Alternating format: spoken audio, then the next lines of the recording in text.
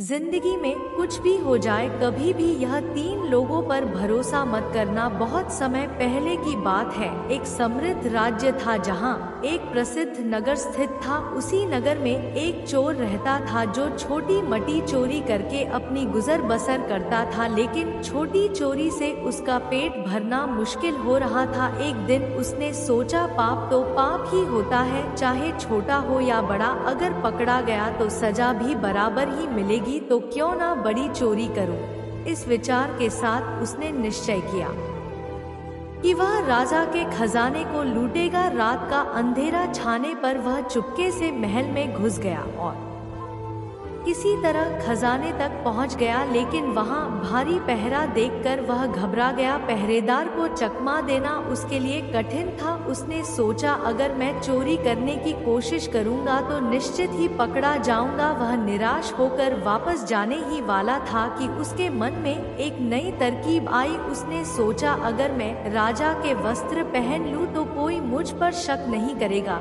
इस विचार के साथ वह राजा के शयन कक्ष की ओर बढ़ा। उसने धीरे से पर्दा हटाकर अंदर झांका और जो देखा उससे उसके होश उड़ गए। राजा अपने बिस्तर पर सो रहे थे और उनकी रानी जाग रही थी। रानी बिना वस्त्रों के राजा के पास बैठी थी। यह देखकर चोर की हिम्मत जवाब देने लगी। वह एक कोने में छिपकर रानी के सोने का इंतजार करने लगा। थोड़ी देर बाद उसने दोबारा पर्दा हटाकर देखा, लेकिन रानी अब भी जाग रही थी। चोर ने सोचा कि कुछ समय और इंतजार कर ले। वह वहां रखी एक मेज पर बैठ गया, लेकिन जैसे ही वह बैठा, गलती से मेज पर रखा पानी का गिलास गिर गया। गिरने की आवाज सुनकर रानी चौंक गई और तुरंत तलवार लेकर बाहर आई। उसने चोर की गर्दन पर तलवार रख दी और कठोर स्वर में बोली, तू कौन है और यहाँ क्या कर रहा है? सच सच बता, वरना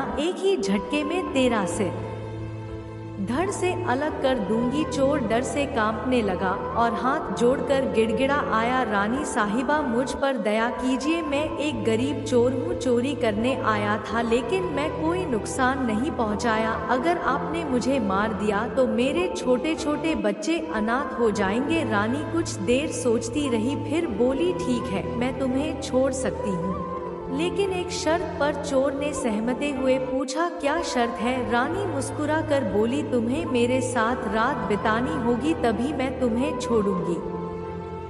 यह सुनकर चोर और अधिक घबरा गया। रानी साहिबा, यह क्या कह रही है? मैं एक तुच्छ चोर हूँ और आप महाराज की रानी हैं। मेरी औकात नहीं कि आपके साथ वह करूं। लेकिन रानी ने उसकी एक ना सुनी। उसने तलवार उठाई और धमकाते हुए कहा, अगर जान बचानी है तो मेरी बात मान लो, वरना अभी यम लोग भेज दूंगी। चोर के लिए यह स्थिति और भी भयावह हो गई। उसने सोचा, अगर मना किया तो मर जाऊंगा, अगर मान गया तब भी राजा के जागने पर मौत निश्चित है। थोड़ी देर सोचने के बाद चोर ने रानी की सुंदरता देखकर हाँ कर दिया। चोर और रानी दोनों एक विस्तार पर सोकर रानी ने अपनी वासना का आग मिठा रहा था। चोर ने बचने की युक्ति निकाली और कहा, रानी साहिबा मुझे 5 मिनट का समय दे। रानी ने अनुमति दे दी। चोर धीरे धीरे दरवाजे की ओर बढ़ा और जैसे ही अवसर मिला बाहर की ओर भाग निकला, लेकिन बाहर खड़े पहरेदार ने उसे पकड़ लिया और पूछा, कौन हो तुम? चोर ने घबराकर पूरी सच्चाई बता दी। पहरेदार ने ठंडी हंसी हंसी और कहा, अगर तुम्हें अपनी जान प्यारी है तो रानी की बात मान लो। चोर के सामने अब कोई और रास्ता नहीं बचा। वह वापस रानी के पास गया और बोला, अगर राजा जाग गए तो हम दोनों की जान जाएगी, इसलिए आपको पहले राजा को मारना होगा। रानी कुछ देर सोचती रही, फिर तलवार उठाई और एक ही वार में राजा का सिर धड़ से अलग कर दिया। जैसे ही राजा का सिर गिरा, रानी बेहोश होकर गिर पड़ी। चोर ने इस अवसर का लाभ उठाया और महल से भाग निकला। सुबह जब महल में शोर मचा तो सभी यह जानकर स्तब्ध रह गए कि राजा की हत्या हो चुकी है। रानी राजा की मृत्यु पर विलाप करने लगी, लेकिन सिर्फ एक पहरेदार को सच्चाई का अंदाजा था। उसने रानी से पूछा, रानी साहिबा सच बताइए, राजा को किस किसने मारा, आपने या चोर ने? रानी चौंकन हो गई। उसने सोचा कि अगर सच्चाई सामने आ गई तो उसकी भी मृत्यु निश्चित है, इसलिए उसने चालाकी से कहा, अगर इस रहस्य को जानना है तो नगर के बाहर जंगल में रहने वाली एक बूढ़ी औरत के पास जाओ, वह तुम्हें सच्चाई बता सकती है। पहरेदार तुरंत जंगल में उस बूढ़ी औरत के पास पहुंचा। उसने पैर गिरकर विनती की, मुझे बताइए कि राजा को किसने मारा। बूढ़ी औरत ने उसकी आंखों में देखा और बोली, अगर सच जानना है तो बाहर बंधे बकरे का सिर काटो। जब उसका सिर हवा में उड़ने लगे तो उसके कान पकड़कर लटक जाना, जहां वह ले जाए वहीं तुम्हें जवाब मिलेगा।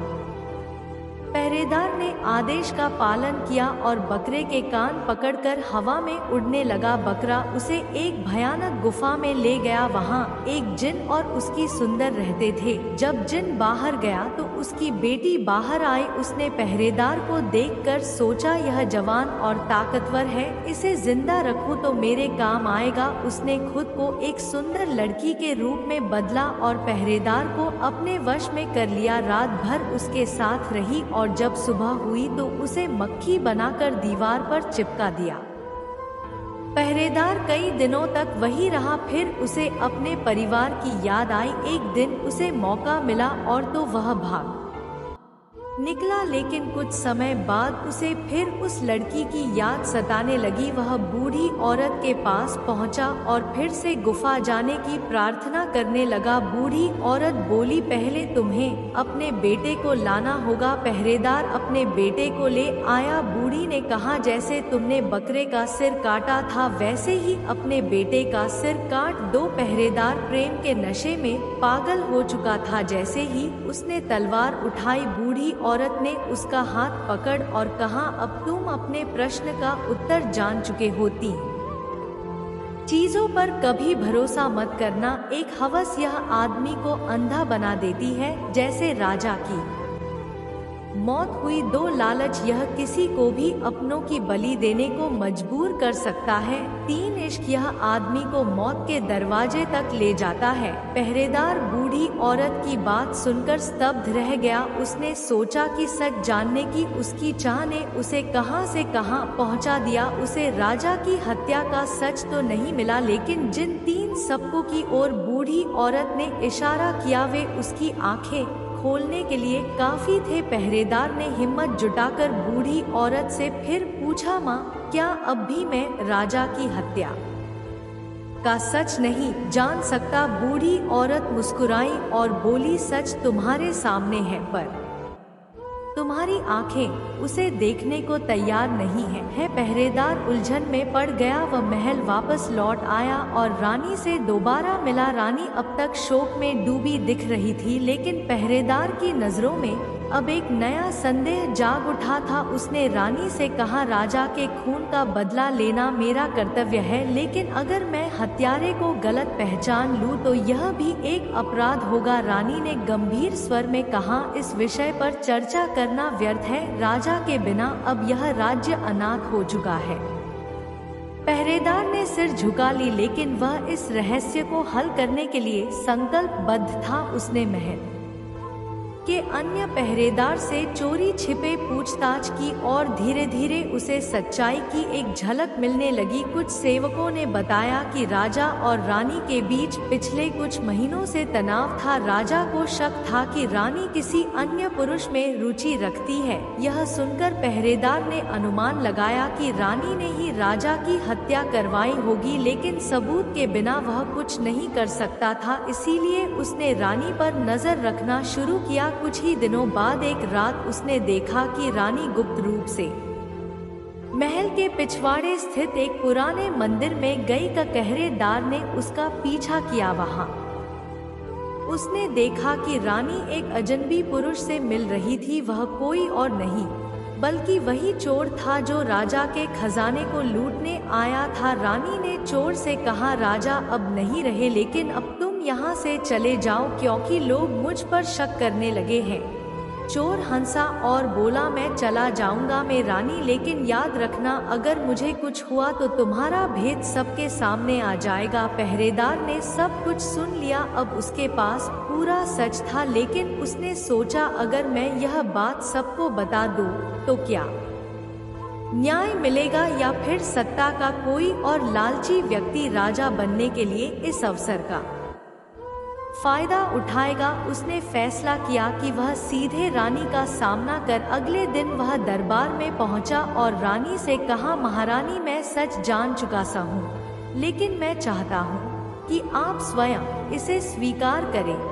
रानी पहले तो चौंक गई, लेकिन फिर संयम रखते हुए बोली, तुम्हारे पास कोई सबूत नहीं है। पहरेदार ने उत्तर दिया, मैंने आपकी और उस चोर की बात सुनी है। रानी अब डर गई थी, लेकिन उसने एक आखिरी चाल चली। उसने सभा में सबके सामने ऐलान किया, यह पहरेदार मुझ पर झूठ आरोप लगा रहा है। लेकिन तभी महल के सैनिकों ने आकर सूचना दी कि वह चोर जिसे रानी ने महल से भागने को कहा था मरा हुआ पाया गया। किसी ने उसका गला रेत दिया था। रानी को समझ आ गया कि अब उसके पास बचने का कोई रास्ता नहीं था। उसने अपनी तलवार निकाली और अपने ही हृदय में उतार ली। राज्य ने एक राजा को खो दिया था और अब रानी को भी, लेकिन पहरेदार अब भी असमंजस में था। क्या सच का सामना करने से कोई लाभ हुआ? बूढ़ी औरत की सीख उसके कानों में गूंज रही थी, 3 चीजों पर भरोसा मत करना, हवास, लालच और इश्क, यह तीनों किसी को भी बर्बादी